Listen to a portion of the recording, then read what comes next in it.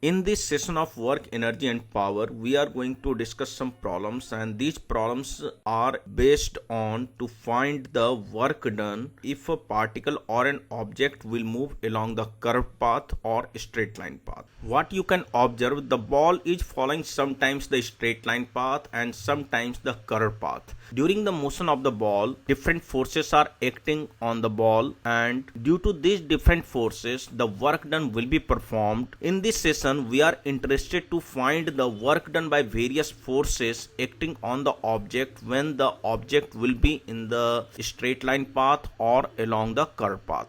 This one is the problem that we are going to discuss in this session. This is the particle, or you can consider as the ball or any type of object. This particle is constrained to move along the x-axis by applying this force, and the force is given by 10 I cap plus 2j cap minus 3 cap Newton. The particle is displaced from the origin to the distance of 4 meter along the x-axis that you can see. The particle is displaced from the origin to this point by applying this force, and we have to find the work done by this force in this problem. Now we are going to discuss the solution of this problem. The particle is displaced by the application of this force. That force is given by 10 I cap plus 2j cap minus 3k cap Newton along the x-axis.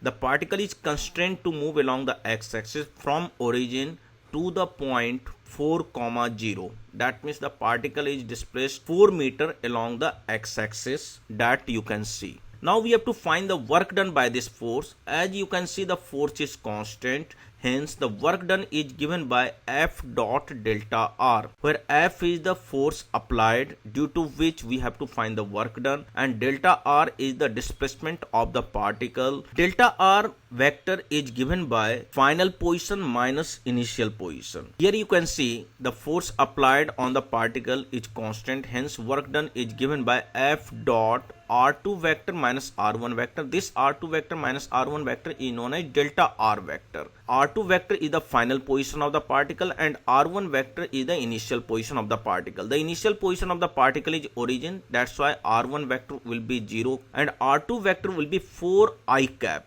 Because the particle is displaced along the x-axis 4 meter, that's why the final position of the particle R2 vector will be given by 4 I cap. Hence, R2 vector minus R1 vector will be 4 I cap, and the force vector is given by 10 I cap plus 2j cap minus 3k cap.